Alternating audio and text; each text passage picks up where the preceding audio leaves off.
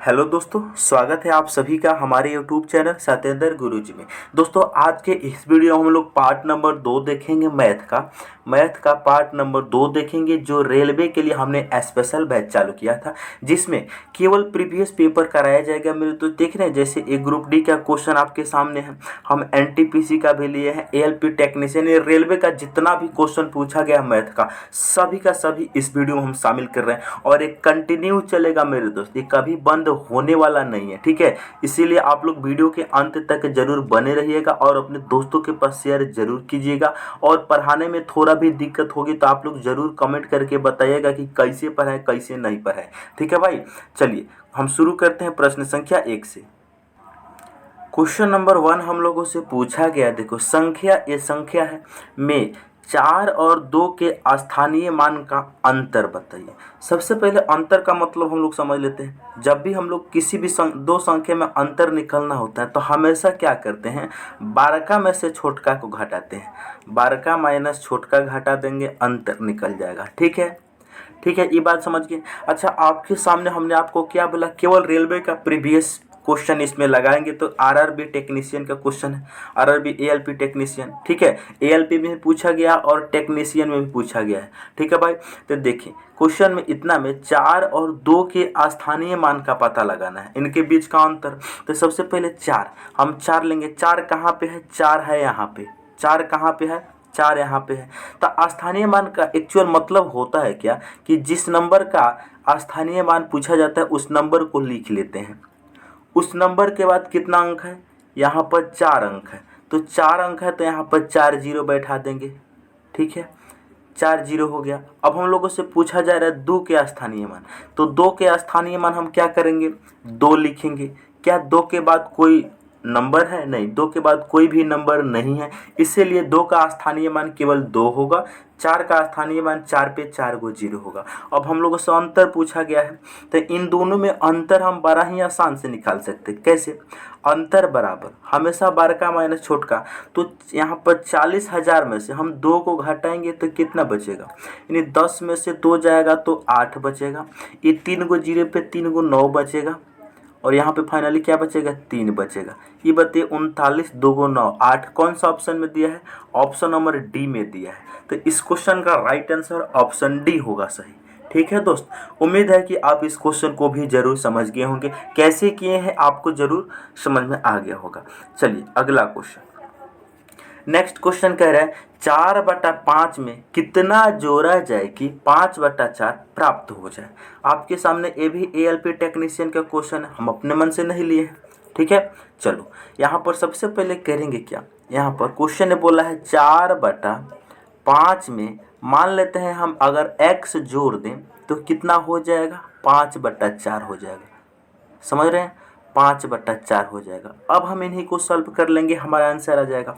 सबसे पहले यहाँ पर हम लोग देखेंगे, x को इधर रोकेंगे तो 5/4 ये रहबे करेगा, 5/4 रहबे करेगा। जो 4/5 इधर प्लस का है उधर जाएगा तो माइनस का हो जाएगा 4/5। ठीक है, अब तो आप फ्रैक्शन हो गए सिंपल, इसको आप बड़ा ही आसान से बना सकते हैं। कैसे, देखो 5 और 4 का एलसीएम लोगे तो कितना हो जाएगा, 20 हो जाएगा। बहुत बढ़िया। अच्छा, इसको तिरछा गुना कर लोगे तो ये 5 हो जाएगा, 5 25, अब माइनस कितना हो जाएगा, 4 चौका 16।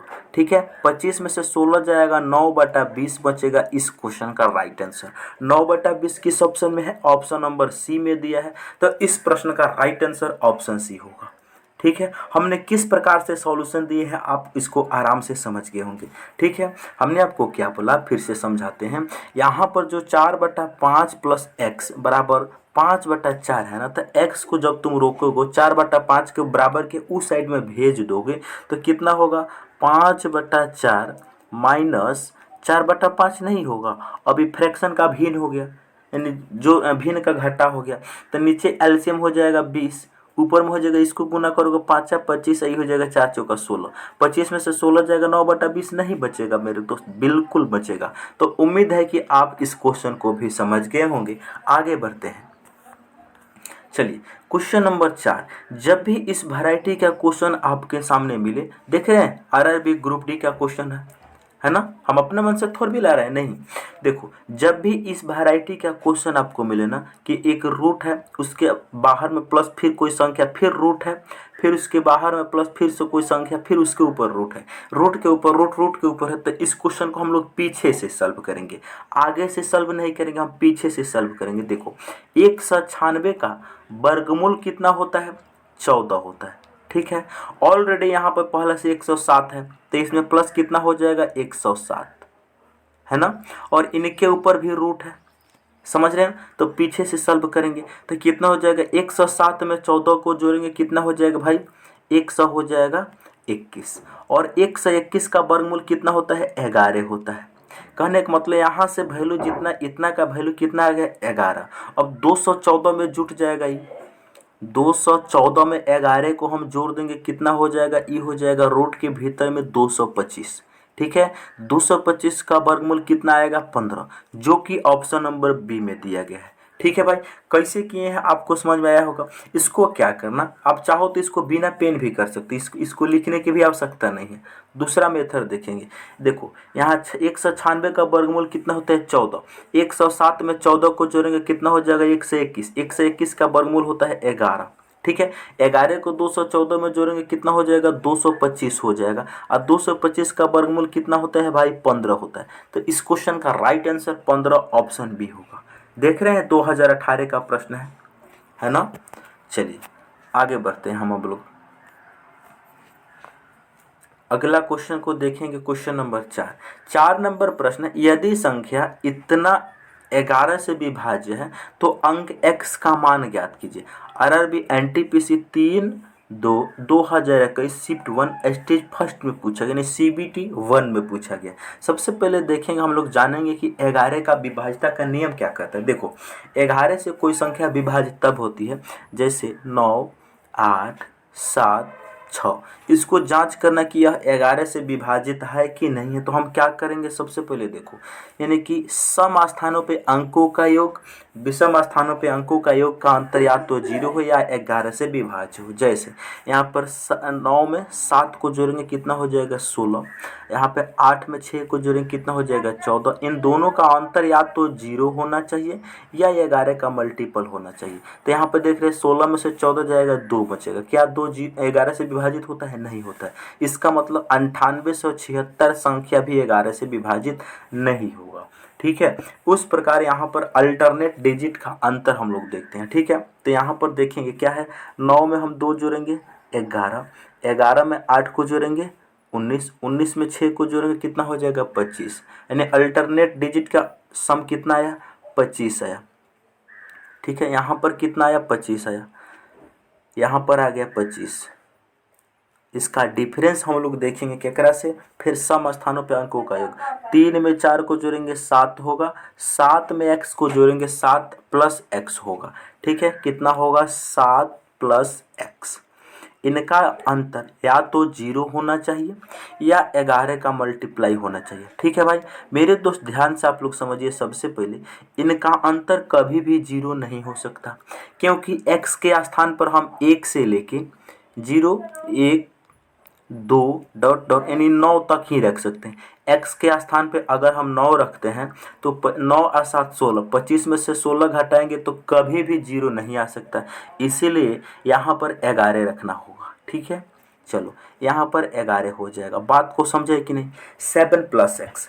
अब देखेंगे यहाँ x के स्थान पर कौन सा नंबर रखें जिसको यहाँ पर कोष्ठ के भीतर जो भी वैल्यू है इसको 25 में से घटाने पर 11 मिल जाए। ठीक है, कितना होगा ध्यान से देखेंगे। सबसे पहले देखेंगे हम लोग x के स्थान पर कौन सा वैल्यू को रखा जाए।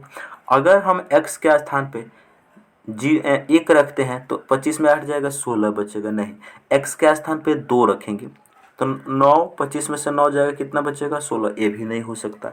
अगर हम x के स्थान पर 8 रखते हैं, 8 रखेंगे तो 7, 8 कितना हो जाएगा, 15, 15 घटेगा तो 10। नहीं, x के स्थान पर अगर हम 7 रखते हैं तो 7 और 7 14, 25 में से 14 को घटाएंगे, 25 में से 14 को घटाएंगे तो कितना बचेगा, 25 में से हम 14 को घटाएंगे तो कितना बचेगा, 5 में से 4 जाएगा 1, 2 में से 1 जाएगा, बिल्कुल 11 बचेगा। इसका मतलब x के स्थान पर 7 होगा।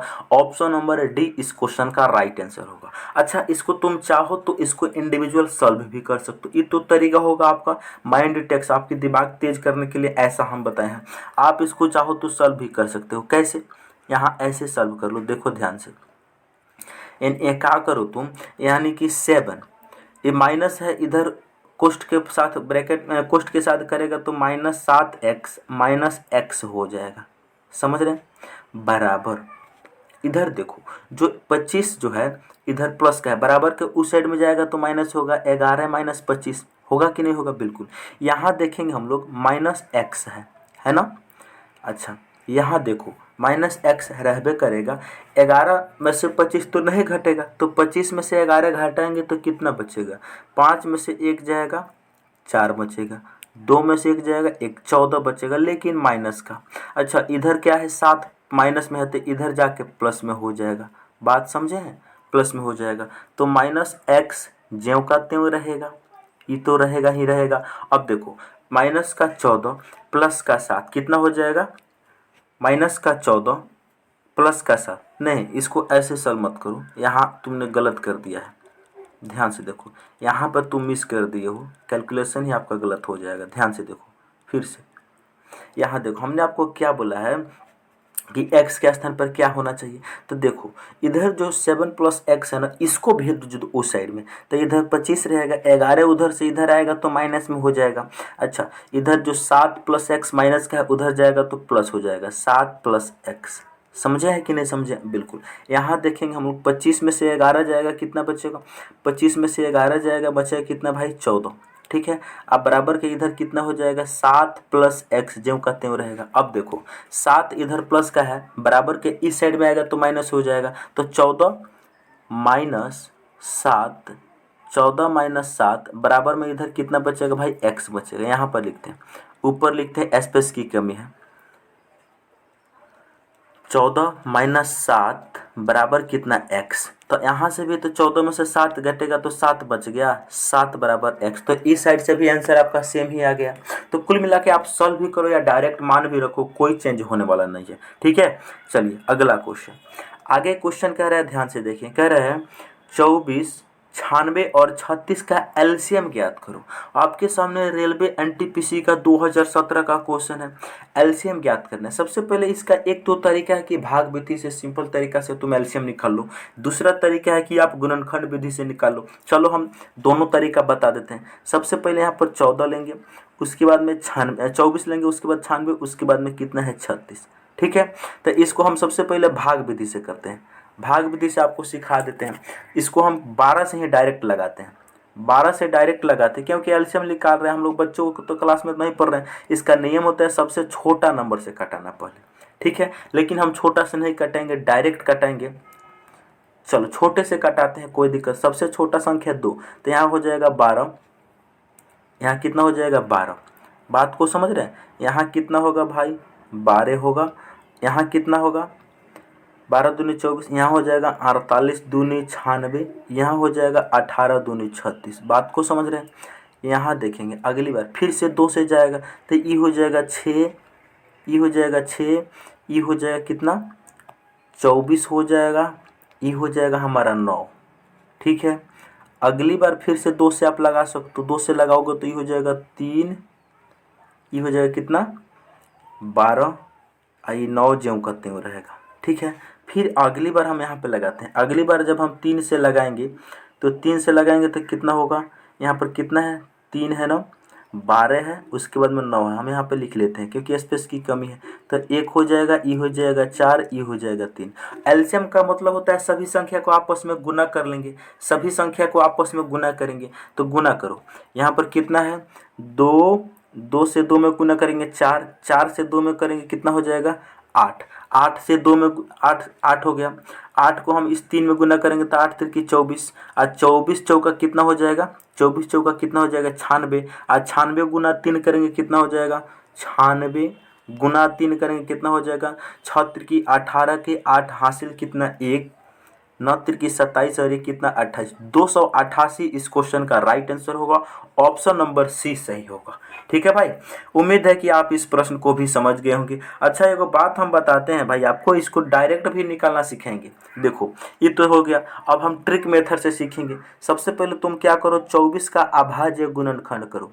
24 को तुम लिख सकते हो कितना, 24 को लिख सकते हो 8 गुना 3 लिख सकते हो, 8 गुना 3 लिख सकते हो बिल्कुल। अच्छा इस 8 को तुम लिख सकते हो 2 के पावर 3 गुना 3 लिख सकते हो। ठीक है, अभाज्य गुणनखंड मेथड, अभाज्य गुणनखंड के रूप में इसको तोड़ दो तो ये हो जाएगा 2 के पावर 3 गुना 3, 8 की 24। तो हम 3 के पावर 1 लिख सकते हैं बिल्कुल, 3 के पावर हम 1 लिख सकते हैं। दूसरा क्या है भाई, 96 है ना। अब हम करेंगे क्या कि इस 96 को अभाज्य गुणनखंड के रूप में हम लोग तोड़ सकते हैं। ठीक है, तो अभाज्य गुणनखंड के रूप में तोड़ेंगे कितना हो जाएगा, 32 गुना हम 3 लिख सकते हैं, 32 या 96। अच्छा इस 32 को हम लिख सकते हैं 2 के पावर 4, नहीं 2 के पावर 4 16 होता है, 2 के पावर 5 गुना हम 3 लिख सकते हैं। ठीक है, 2 के पावर 5 32 होता है, यहाँ पे करके देख लो, 2 गुना 2 गुना 2 गुना 2 गुना 2, 5 को 2 हो गया, करके देखो, 2 दूनी 4 दूनी 8 दूनी 16 दूनी 32, 2 के पावर 5 32 होता है। ठीक है, तो इसको हम लिख सकते हैं 96 को लिख सकते हैं 2 के पावर 5 गुना 3, समझे, 2 के पावर 5 गुना 3 हम लिख सकते हैं, 2 के पावर 5 गुना हम 3 लिख सकते हैं। अच्छा 3 क्यों लिखेंगे, क्योंकि 3 के पावर 1 लिख लो, बहुत बढ़िया होगा।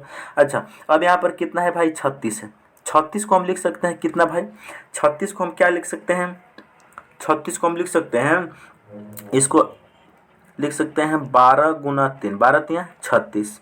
अच्छा ये 12 को हम लिख सकते हैं 4 गुना 3 12 आ गुना 3। अच्छा इस 4 को हम लिख सकते हैं 2 के पावर 2 गुना 3 के पावर 2 लिख सकते हैं, 9 चौका 36 बिल्कुल। तो यहाँ पर हो जाएगा 2 के पावर 2, इसको अब हम मिटा देते हैं, यानी 4 गुना 9 36, 9 चौका 36 होता है। तो 4 को हम लिख सकते हैं 2 के पावर 2, 2 के पावर 2 गुना यहाँ पर हो जाएगा 3 के पावर 2, 3 तिरकी 9। अब हमें एलसीएम लेना है, तो एलसीएम लेने के लिए हम क्या करेंगे भाई, ध्यान से देखना, एलसीएम लेना है ना, कुछ भी नहीं करना, जो चीज़ कॉमन है और सबसे बड़ा लेना। ये बताइए यहाँ भी 2 है, यहाँ भी 2 है, यहाँ भी 2 है ना, सब जगह 2 है। तो 2 के पावर यहाँ पर 3 है, यहाँ पर 2 है, यहाँ पर 5 है, यहाँ पर 3 है, 2 के पावर यहाँ पर 2 है, यहाँ पर 5 है। तो कौन लेंगे, एलसीएम निकालना है तो सबसे बड़ी पावर लेना, सबसे बड़ी पावर लेना, यानी 2 के पावर 5 को लेंगे। ठीक है, 2 के पावर 5 लेंगे, बहुत बढ़िया। अच्छा गुना, यहाँ देखेंगे तीनों जगह 3 है, 3 के पावर 1, 3 के पावर 1, 3 के पावर 2, तो यहाँ से सबसे बड़ी पावर क्या लेंगे हम, 3 के पावर हम 2 लेंगे। ठीक है, सबसे 12 पावर है। अब हम इन्हीं को गुणा करेंगे, 2 के पावर 5 होता है कितना भाई, 32 होता है, 3 के पावर 2 होता है कितना, 9। अब हम इनको गुणा करेंगे तो 9 दूनी 18 के 8 हासिल कितना, 9 दूनी 18 के 8 हासिल कितना, 1 9 तिरकी 27 और 1 28, 288 इस प्रश्न का राइट आंसर है। तो आप इस तरीका से भी जा सकते हैं, आपको जो अच्छा लगे उससे आप कर सकते हैं। ठीक है, चलिए आगे बढ़ा जाए। क्वेश्चन नंबर 6 कह रहे हैं अनुपात 1:8 का प्रतिशत रूप क्या है। आरआरबी का क्वेश्चन है भाई, हम अपने मन से थोड़ी ला रहे हैं। देखो कुछ भी नहीं करना, अनुपात का मतलब बट्टा होता है, 1/8 हम लिख सकते हैं अनुपात को। इसको प्रतिशत रूप में बदलने के लिए 100% से गुना करेंगे। ठीक है, तो 100% से गुना करेंगे तो ये हो जाएगा 100/8 प्रतिशत। अब हम 100 को जब हम 8 से भागा करेंगे तो जानते हैं कितना आएगा, 12.5 आएगा। तो प्रतिशत का सिंबल है तो प्रतिशत का सिंबल रहेगा ही, 12.5%। ऑप्शन नंबर बी इस क्वेश्चन का ठीक आंसर होगा।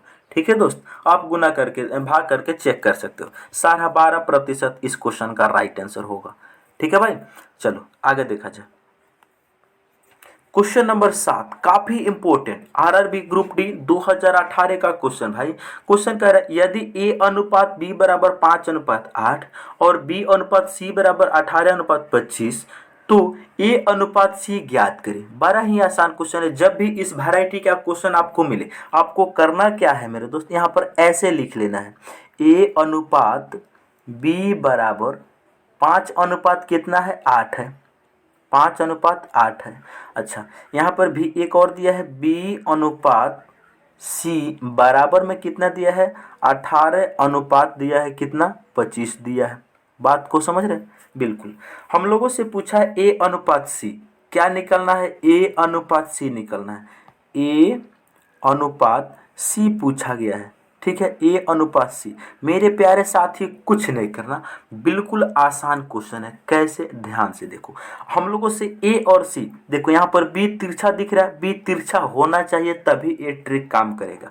बी ऐसा होना चाहिए, यानी जिस यहाँ पर जो संख्या से खत्म होगा वही संख्या यहाँ से शुरू होना चाहिए।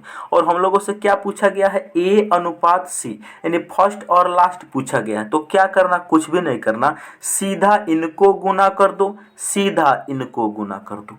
18 गुना 5 करो, कितना हो जाएगा, 18 25 हो जाएगा कितना, 90 अनुपात 25 गुना 8 कितना हो जाएगा, 200 हो जाएगा। तो इस क्वेश्चन का आंसर क्या होगा, 90 अनुपात 200। लेकिन किसी भी नहीं ऑप्शन में दिया है, तब तुम बुर्बक थोड़ी हो।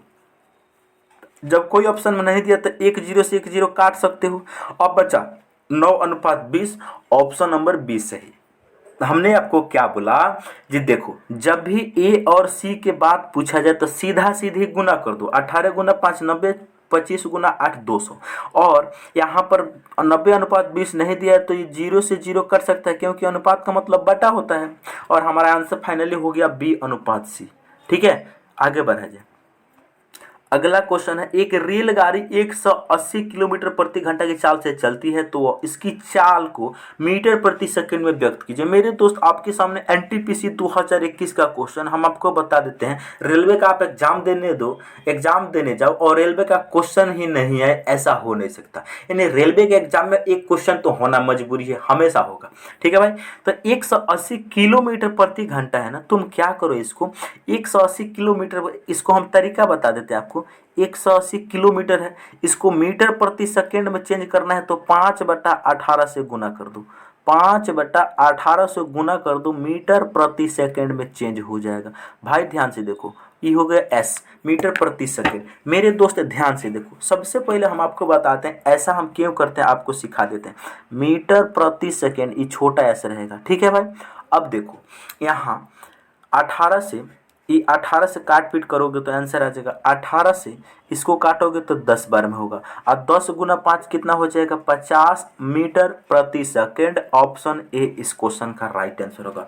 दोस्त ध्यान से देखना, हम आपको बता देते हैं, आपको अगर मीटर प्रति सेकंड में चेंज करना है ना, यहाँ देखो, यहाँ किलोमीटर है 12 है, मीटर प्रति सेकंड 12 है कि किलोमीटर प्रति सेकंड 12 है, नहीं, किलोमीटर प्रति घंटा 12 है और मीटर प्रति सेकंड छोटा है। तो देखो जब हमें छोटा में चेंज करना है ना, 5/18 से गुना करेंगे, लेकिन जब 12 में चेंज करना है तो इसको 18/5 से गुना करेंगे। तो इसके लिए ट्रिक सीखो, हमें छोटा में चेंज करना है तो छोटा ऊपर रहेगा, छोटा ऊपर रहेगा। अगर 12 में चेंज करना होता यानी मीटर प्रति सेकंड, जैसे 50 को अगर हमें किलोमीटर प्रति घंटा में चेंज करना है ना, तो इसको हम 18/5 से गुना करेंगे। ठीक है, 12 में चेंज करना है तो 12 को ऊपर लेंगे, ये तरीका है। अच्छा, एक और तरीका है भाई, ध्यान से देखो, एक साइड लिख लो किलोमीटर प्रति घंटा, एक साइड लिख लो मीटर प्रति सेकेंड।